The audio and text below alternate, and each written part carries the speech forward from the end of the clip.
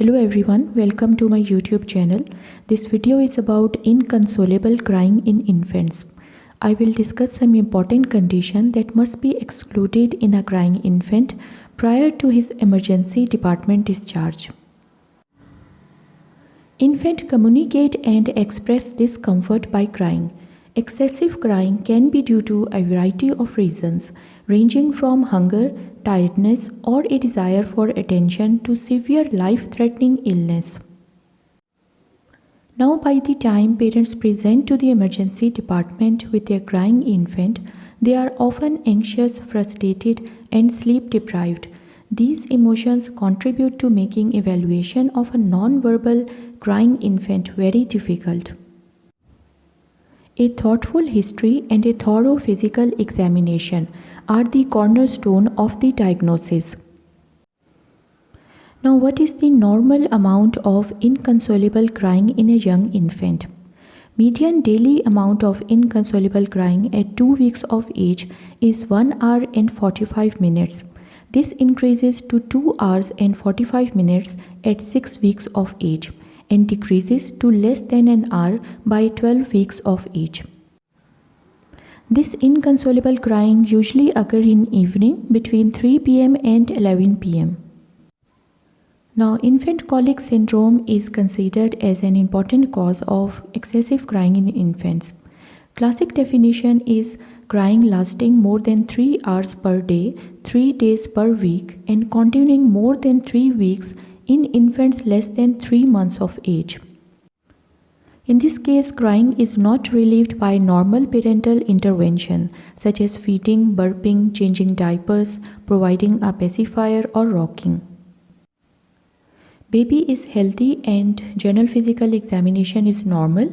Vomiting, diarrhea, and poor weight gain are not features of infant colic syndrome.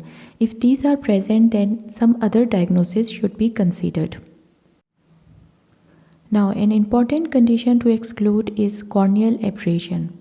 This is superficial lesion of corneal epithelium and it is usually caused by infant's own fingernail scratching or foreign body trauma. Symptoms include redness of eyes, excessive tearing, blepharospasm, and photophobia. A reasonable approach may be to perform a corneal examination with fluorescein in this well-appearing infant with acute onset of persistent crying. But positive examination does not by itself exclude other potentially more serious diagnoses. However, if this is the correct diagnosis, then all symptoms of crying and fussiness should be resolved with administration of a topical anesthetic which is used during this examination. Another important cause of inconsolable crying is congenital glaucoma. Most cases occur due to anomalous development of eye's aqueous outflow system, leading to increased intraocular pressure. Infant is usually irritable and has photophobia, blepharospasm, epiphora, and a strikingly enlarged eye due to hydrophthalmus or ophthalmos. Congenital glaucoma is more common in males and is usually bilateral. Surgery is the only effective treatment. Another condition which could be a cause of excessive crying in an infant is hair tourniquet syndrome. It is defined as circumferential constriction of body appendages by a strand of hair or clothing fiber, causing strangulation which may subsequently lead to ischemic gangrene and amputation of the affected part. Most commonly affected sites are toes, genitals, and fingers. Hair strands are more stretchable when moist, but once dried, they shrink and wind tightly around the body part and even penetrate through the edematous skin. Now, there is usually delayed diagnosis because surrounding skin may re-epithelialize and hair escape detection. Optimal management is wound exploration under general anesthesia and surgical decompression. Now, next condition to consider is septic arthritis, especially of the hip joint. Infant is usually non-toxic appearance with fever and crying. He or she may exhibit pseudoparalysis of the limb with a preference for abduction and external rotation of the hip. Crying may increase at diaper changes as parent inadvertently manipulates hip. Peripheral WBC count is often normal, but C-reactive protein and erythrocyte sedimentation rate are generally elevated, and blood culture may be positive, but diagnosis is made on imaging studies. Now, acute otitis media is also an important cause of excessive crying. Peak incidence is between ages of 6 and 18 months. Symptoms include fever, ear discharge, pulling or rubbing ear, tympanic membrane erythema, bulging or loss of landmarks, effusion or reduced tympanic membrane mobility. Otoscopic examination with adequate illumination is required. Now, another cause of inconsolable crying in an infant could be stomatitis. Acute herpes simplex or Coxsackie virus infections or candidiosis often present with painful erosion and ulceration of the oral mucous membrane. A special entity found in infants is Bednar Ft. These are infected wounds which are localized on the hard palate and are caused by chronic trauma due to incorrect feeding position. These regress spontaneously in a few days after correcting feeding position. Now, paroxysmal supraventricular tachycardia. It is also an important cause of inconsolable crying in an infant. In this case, infant present with episodes including crying, irritability, poor feeding, pallor, tachycardia, and diaphoresis. Heart rate is typically more than 220 beats per minute, and ECG shows narrow QRS complexes and absent or abnormal P wave.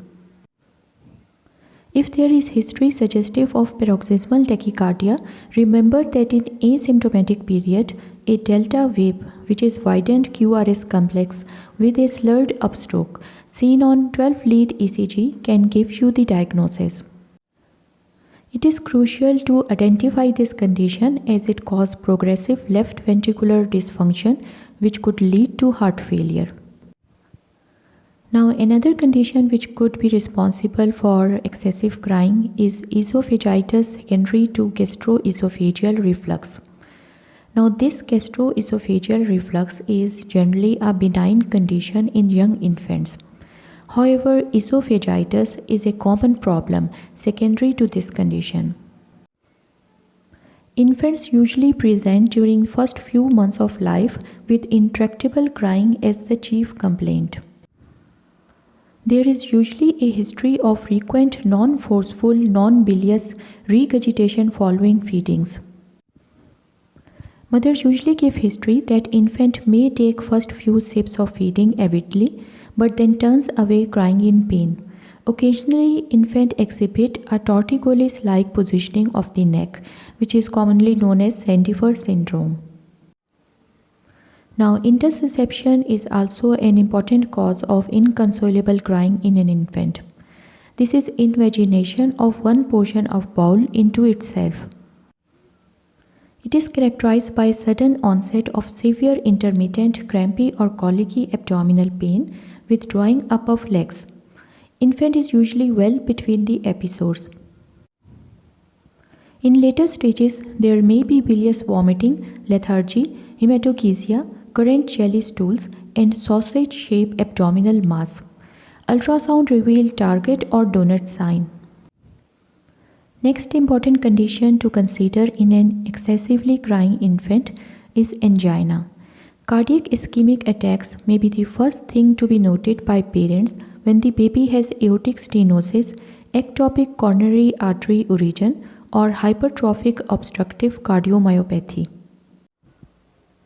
Crying may increase oxygen demand and cardiac workload, triggering ischemia and causing angina-like pain, along with pallor, sweating, and worsening crying.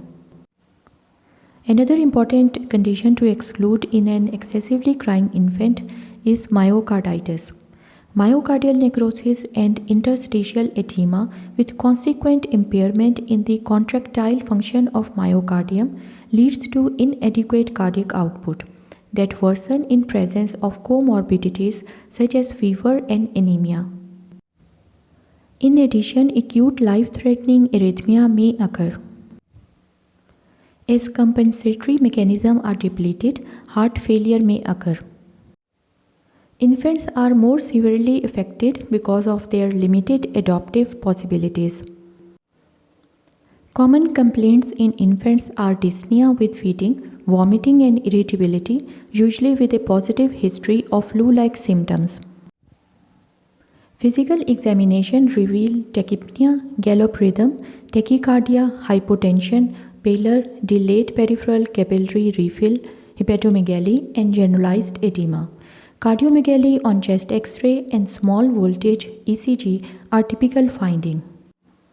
Another important condition of inconsolable crying is intestinal malrotation and mid-cut volvulus. Intestinal malrotation is a congenital abnormality resulting in shortening of mesenteric root that is predisposed to mid-cut volvulus.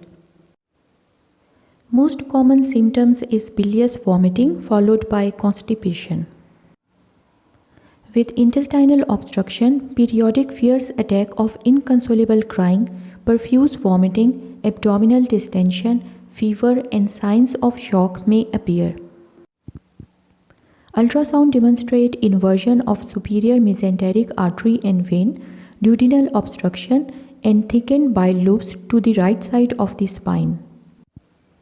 Upper gastrointestinal study reveals malpositioning of the ligament of Treves, corkscrew appearance of the small bowel or duodenal obstruction with bird beak appearance. Now next condition is urinary tract infection.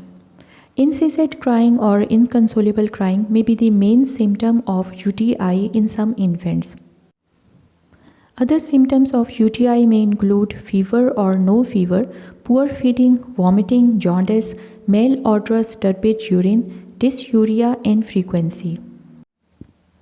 Urine analysis usually show pyuria, nitrites, leukocyte esterases, WBC cast and microscopic hematuria. Urine analysis usually show pyuria, nitrites, leukocyte esterases, WBC cast and microscopic hematuria. Urine culture is positive when there is more than 50,000 colony-forming units per milliliter of a single pathogen on transurethral catheter or suprapubic aspirate specimen. Next condition is anal fissure. Infant is usually well nourished and brought to the emergency department because of excessive crying. There is history of constipation and blood-streaked stools.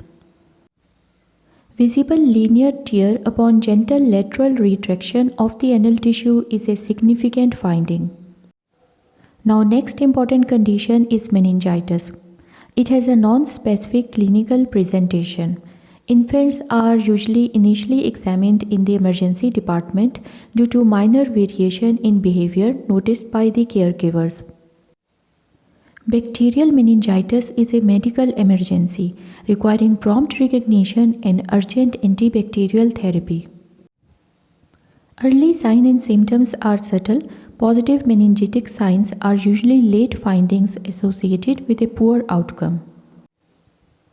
Symptoms include irritability, abnormal crying, bulging fontanelle, generalized seizures, fever usually greater than 39 degrees centigrade, and poorly specific gastrointestinal signs such as anorexia or vomiting.